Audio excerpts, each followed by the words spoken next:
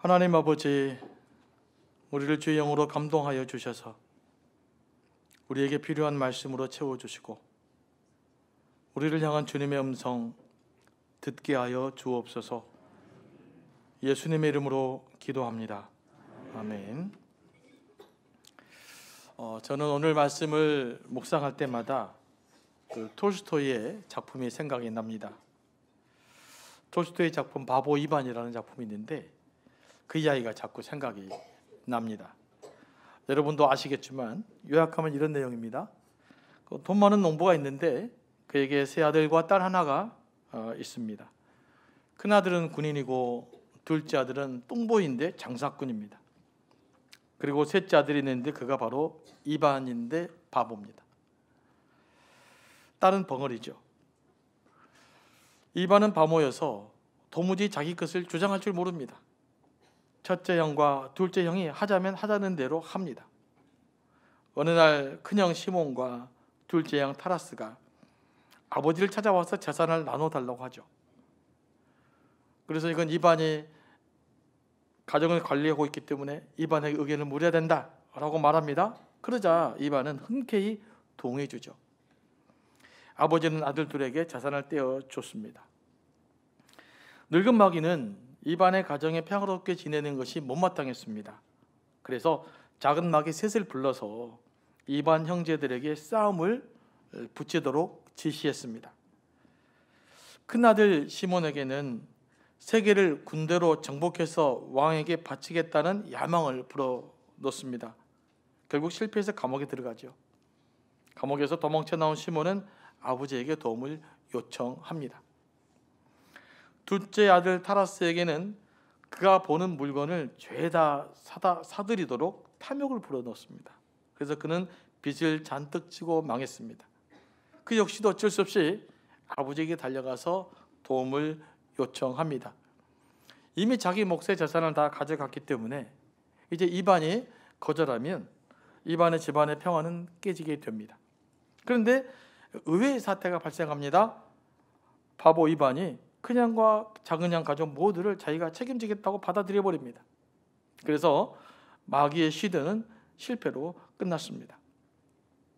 어느 날 바보 이반은 불치병에 걸린 공주를 고치고 결혼합니다.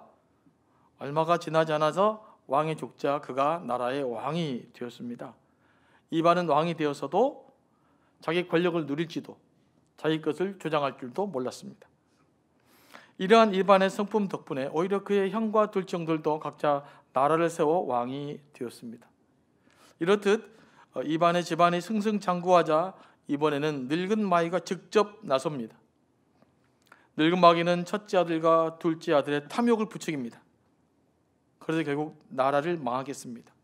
하지만 이반은 도무지 욕심이 없어서 아무리 탐욕을 불러해도 불어넣을 수가 없었습니다. 결국 마귀도 이반은 어떻게 할 수 없었다라는 이야기입니다. 이 톨스토이가 이 작품을 통해서 말하고자 하는 것이 있어요. 이것은 우리 시대에 정말로 필요한 사람이 어떤 사람이냐라는 겁니다.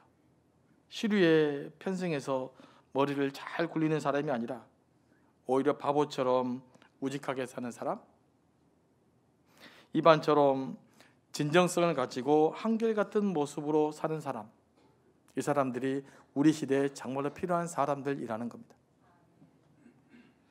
오늘 우리 그리스도인들에게 요구되는 삶이 이런 삶이 아닐까 합니다.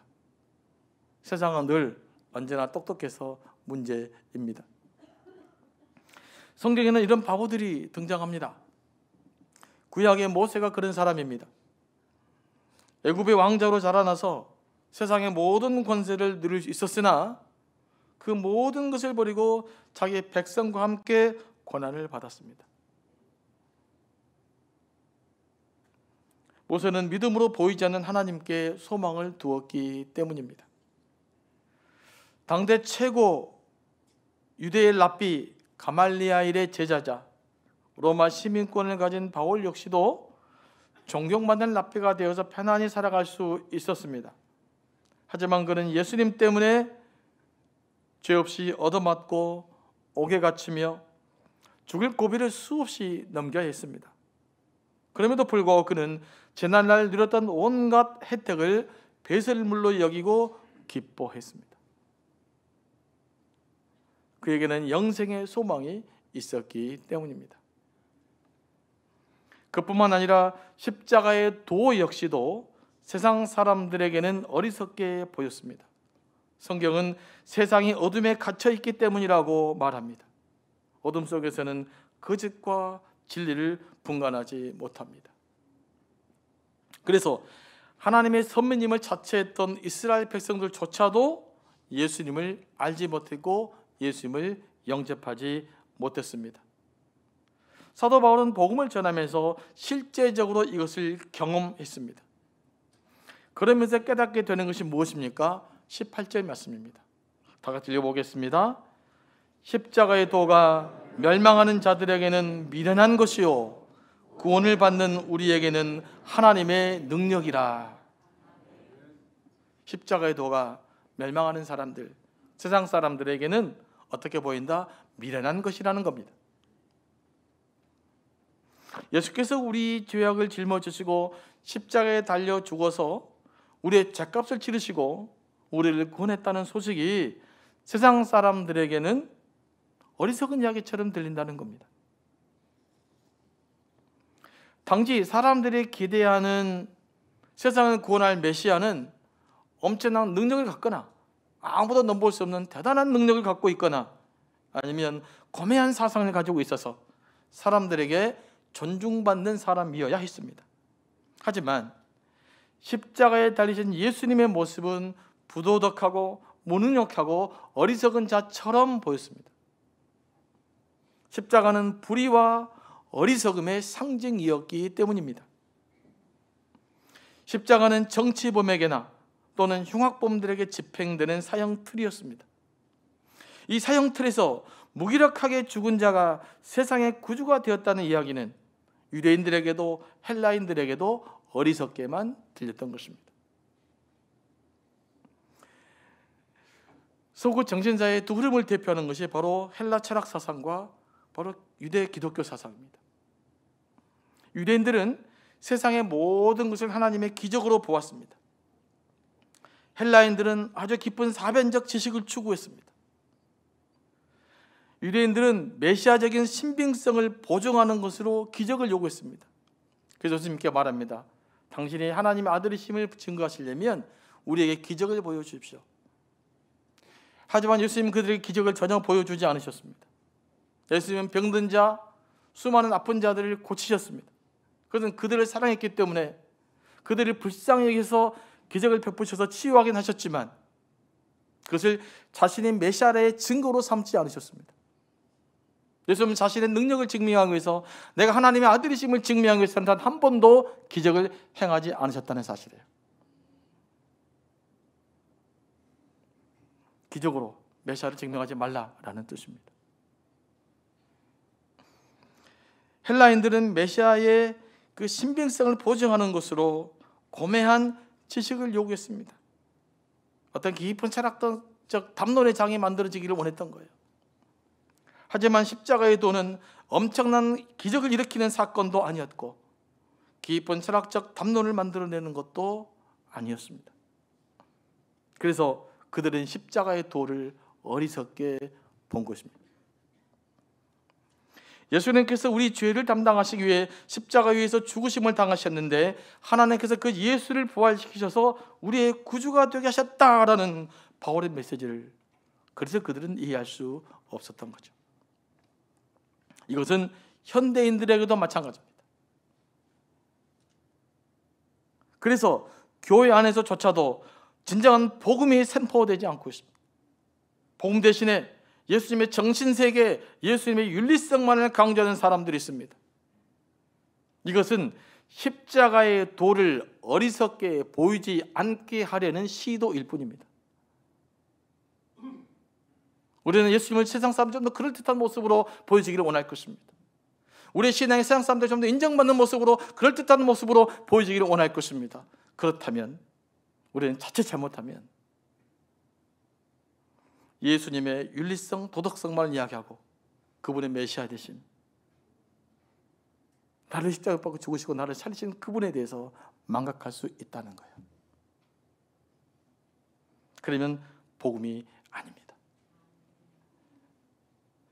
사도 바울은 분명하게 말합니다. 세상적인 지혜로는 하나님을 알 수가 없다. 철학적이고 논리적인 설명으로 하나님을 아는 것은 불가능하다라는 것입니다. 고매한 종교나 도덕적 지식으로도 하나님을 알 수 없다는 것입니다. 그럼 우리는 어떻게 하나님을 알 수 있을까요? 그리고 하나님이 인류를 구원하기 위해 사용하신 방법이 무엇입니까? 그게 21절 말씀입니다. 다 같이 읽어보겠습니다. 하나님의 지혜에 있어서는 이 세상이 자기 지혜로 하나님을 알지 못하므로 하나님께서 전도에 미련한 것으로 믿는 자들을 구원하시기를 기뻐하셨도다. 아멘. 하나님께서 우리 인류를 구원하기 위해 선택한 방법은 세상 사람들에게는 어리석게 보였지만 그것은 바로 전도였어요. 말씀을 선포하고 말씀이 사람에게 부딪히게 만든 거예요. 하나님께 전도의 메시지를 들은 사람들의 마음을 감동해서 예수를 믿게 하는 것이었어요. 이 또한 세상 사람들에게는 어리석게 보였겠지만 하나님 이 복음을 들은 사람들에게 은총을 베풀어 주셔서 예수 그리스도가 믿어지게 되고 하나님이 알아지게 되는 은총을 베풀어 주셨습니다. 이 열매는 지금까지 계속되어 지금 우리가 예수 그리스도를 믿게 했던 것입니다. 복음이 우리에게 부딪혔고 그 부딪힘을 통해서 우리의 자아가 깨지게 만들었고 그로 인해서 예수 그리스도를 나의 구주, 나의 하나님으로 믿게 된 것입니다.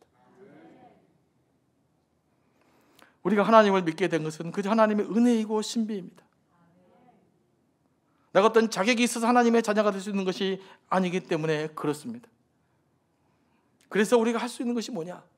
그저 하나님의 은혜와 그 사랑에 감사할 뿐인 것입니다. 세상 사람들은 십자가의 도도 어리석게 보고 그 도를 따르는 사람들도 어리석게 봅니다. 그러나 우리가 한 가지 분명하게 기억해야 될 것이 있습니다. 역사를 어지럽힌 사람들은 언제나 바보들이 아니라 당대에 뛰어난 천재들이요 수재들이었다는 것입니다. 지금 이 시대에 우리 역사를 어지럽게 만드는 것도 우직한 사람, 정직한 사람, 순수한 사람들이 사용되고 있는 것이 아닙니다. 오히려 하나님의 눈에는 그들이 어리석게 보입니다. 왜냐하면 하나님 없는 인생에서는 죄의 싹스를 묻기 때문에 그렇습니다. 죄의 싹스는 사망이고 그들에게 남는 것은 오직 심판밖에 없기 때문입니다. 때로는 우리도 바보처럼 무직하게 살아야 될 필요가 있습니다. 조금 더 덜 똑똑하게, 조금은 어리숙해 보이지만 어쩌면 남들이 우리를 딱 쉽게 속여버릴 수 있는 것처럼 보이지만 때로는 속기도 하지만 그럼에도 불구하고 하나님 앞에서 때로는 우직하게 정정성을 가지고 한결같은 걸음으로 살아야 되지 않을까 합니다. 24절 말씀입니다. 다 같이 한번 읽어보겠습니다. 오직 부르심을 받은 자들에게는 유대인이나 헬라인이나 그리스도는 하나님의 능력이요 하나님의 지혜니라. 하나님의 어리석음이 사람보다 지혜롭고 하나님의 약하심이 사람보다 강하니라. 아멘. 기도하겠습니다.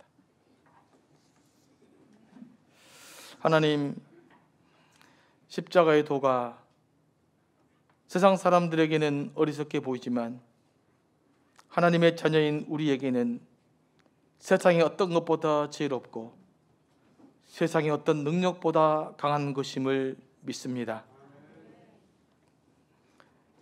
때로는 우리가 예수 그리스도에 인해서 바보처럼 살아갈 수 있는 용기도 허락하여 주옵시고 언제나 같은 걸음으로 한결과 같은 마음으로 주님의 자녀다운 삶 살아가게 하옵소서. 성령께서 우리를 감동해 주셔서 십자가의 도를 더욱더 온전히 깨달아 알게 하옵소서. 예수님의 이름으로 기도합니다. 아멘.